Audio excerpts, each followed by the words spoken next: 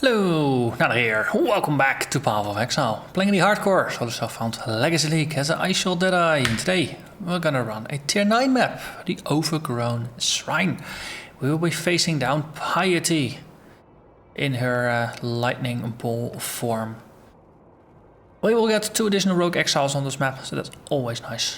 We get min-max, so our cold resistance is going to be reduced from 79 to 74. Our other resists are going to be reduced from 75 to 70, so this is the mild form, but still it hurts a little bit. We get beyond from the map, and we have monsters that have a chance to avoid our Step Knight blind. So min-max and beyond could make for an interesting combination, but this is the mildest map I've encountered so far. Before this I always had them with like extra damage combined with something like extra crits. So I'm happy that we have one that is not at least guaranteed to murder me. We're gonna run that with Bloodlines, we're gonna run it with Nemesis, and we're gonna run it with Warbands. Because this is a bit on the milder side, I figure, no, let's spice it up a little bit and keep it interesting. Let's hope that was not a mistake. A once great monument, now a forgotten memorial. I'm recording this one straight after the previous one. So basically I'm still in a decent state of mind about that the map could be relatively challenging. What the hell is happening there? Stop! I was gonna say, okay, so that's what I get for saying that I'm still actually relatively awake and still relatively in a good state of mind after an exciting map. That's why you get charged down by Tenemoga. Charged down by Tenemoga. And well, there was some lightning stuff that I don't think is quite normal. No, then again, maybe she normally does. Not entirely sure. So yeah, that does kind of end this playthrough. Solo Self found dead at 85. This is yet another character that makes it past 80, but is not quite able to make it to 90. So I finished watching my death, and everything is always a lot easier to see in the recap or on a video. And in this case, now if you scroll it back a little bit in case you didn't miss it, or in case you missed it as well, there was a rare standing in the top right of the screen. Basically, Tenemoga was coming into the corridor and a rare was just following afterwards. And it was a rare with the Elemental Reflect Aura and the Storm Herald Nemesis modifier. That is what explained the lightnings falling from the sky. But in this case, I also distracted by the lightning and the fact that I was boxed in my starting room and I couldn't get out.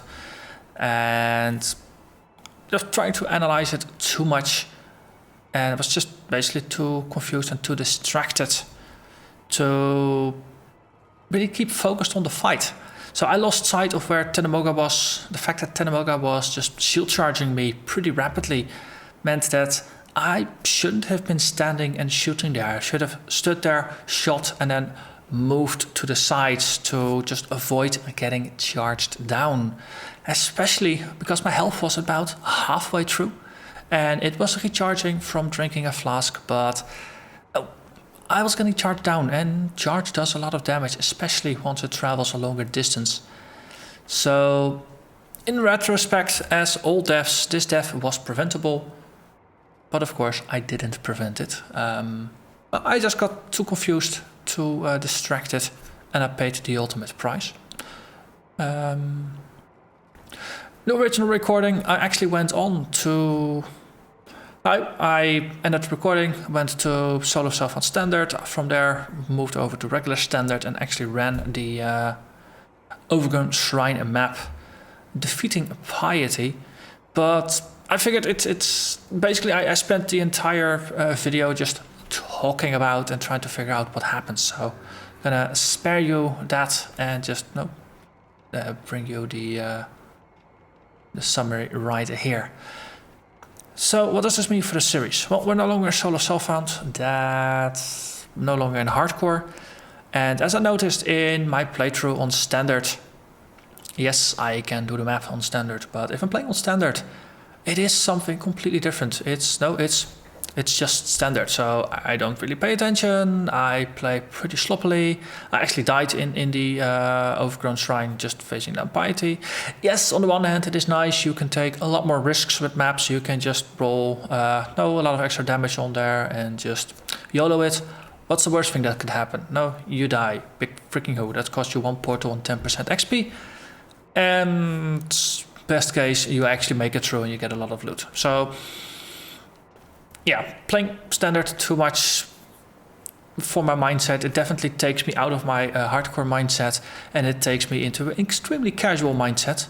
Yes, it's fun from time to time, but maybe not the best habit to cultivate. So let's have a look at the timeline. Currently it is the 20th of May. I'm recording this on a Saturday evening. In 17 days, on a Wednesday, the beta is supposed to start. It's my intention to start playing the beta, depending on whether GGG actually commits to the date of the 7th or whether they're going to postpone it or not. My intention is, especially during that first weekend, and the weekend might start on Thursday or Friday, depending on how I can rearrange my schedule. I will be streaming the beta quite heavily. I want to play through the storyline, especially the Act 5 through 8, as soon as possible to just experience what the storyline is going to be. And so far, no, there's the indication that we might get somewhere between 2 and 4 skills, depending on whether they are ready or not. So it could be that we start the beta and there's no new skills. Could be that we get 4 new skills. At this point, we don't know. We do know that life and energy shield got overhauled. We know minions got a massive buff. We know damage over time effects got nerfed into the ground. Well, not nerfed into the ground, but the ridiculous amount of double dipping is no more. Earlier this afternoon, for example, I just theory crafted a quick flame blast build and came to the conclusion that, okay, if you just spec it, you do 100,000 damage with the impact and 900,000 damage with the ignite, which is a little off. But then again, well, that's gonna get fixed. So 3.0 builds should be a bit more balanced and a bit less excessive. So I've got a couple of ideas of what I would like to play for the beta. One being a summoner, just to test out the minion changes. One is gonna be probably a slayer.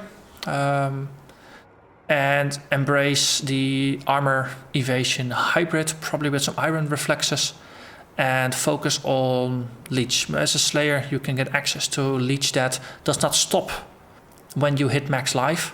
So that's a way to basically maintain maximum life because you are continuously topping up your leech that way. My theory is, I haven't tested it, but my theory is that with that the melee damage on full life a support gem is actually going to be pretty useful, and with that I theory crafted a little bit of an interesting build. It's not overly powerful, but it's more of one of those interesting niche things that I can just use to test the mechanic.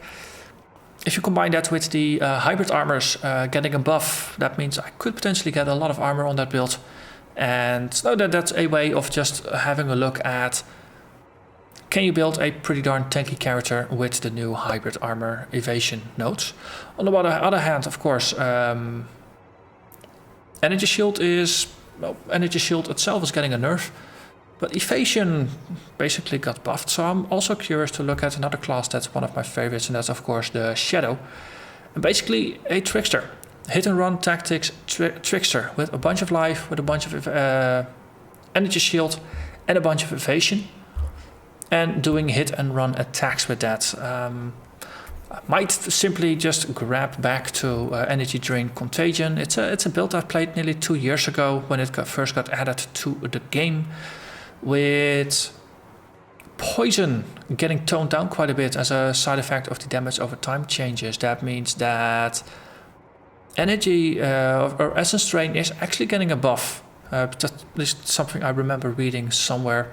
Details are unknown, but before, of course, via poison you could make it do pretty excessive damage. Now it should be a bit more in line, but that's something I am currently considering as well. But that's all for the beta. That's 17 days from now. That basically means there's still 2 more weekends, and technically the rest of the evening as well. So what I might do is simply start a new character and play a lot with that, and see if I can maybe scoop up a couple more challenges. Because of course, with the beta, once I've played through the 8 acts and I've played around with the new mechanics, then basically what it's going to be is just Standard League with potentially a pretty awkward overlap to maps, because Acts 9 and 10 are going to be missing, or at least they won't be in the beta. We have no idea whether at Act 8 we will be going into maps with some kind of bridge to the maps, or whether there's going to be some intermediary things, or the map levels are going to be lowered, or we have no idea how that's going to work, or whether we just get to play the 8 acts and after that there's not really going to be maps. Details we will find, we will discover them as we play. So it could be that the beta is just going to be focused on testing some new things, on finding potentially broken mechanics, broken interactions, gauging what the strength of the new things are going to be. But it could be that after a week or 2, interest in the beta is just going to go down. My interest in the beta might go down, and after that I might just continue playing on Legacy League.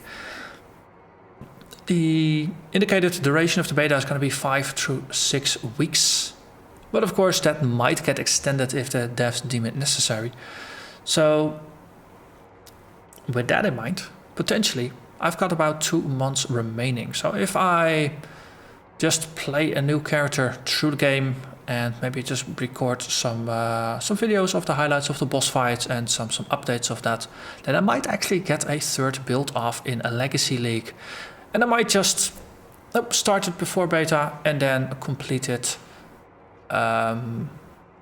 after the initial beta hype has gone down a little bit. So with that in mind, I'm gonna thank you very much for watching, and I will be back with more content. But right now, let me know in the comments. Let me know, are you interested in me continuing on Standard and still trying to actually work my way towards the Hydra? That is one thing I could potentially try to do. No, take my character, the Ice Shot Deadeye, and continue playing. Now with the same gear I had, and just basically just using the maps from my stash and other maps I still find. Because now beyond the bazaar I don't actually have anything in the top left corner, so it would be a good excuse to simply start unlocking maps in this region of the map. So now if that's something that you would like to see, let me know. A new character, I'll after I'm done recording this, I'm gonna have a look at my stash and see what uniques there are. I remember finding a boatload of summoner related uniques, but with the beta getting summoner buffs, it seems useful to actually wait with a summoner build until then. So I think I'm just gonna have a look at the uniques and see if there's some interesting quirky combo potential, or some kind of build that I can make from that, and you'll hear about that once I start playing. So that's it. Gonna thank you very much for watching, and I hope to see you again next time. Bye bye.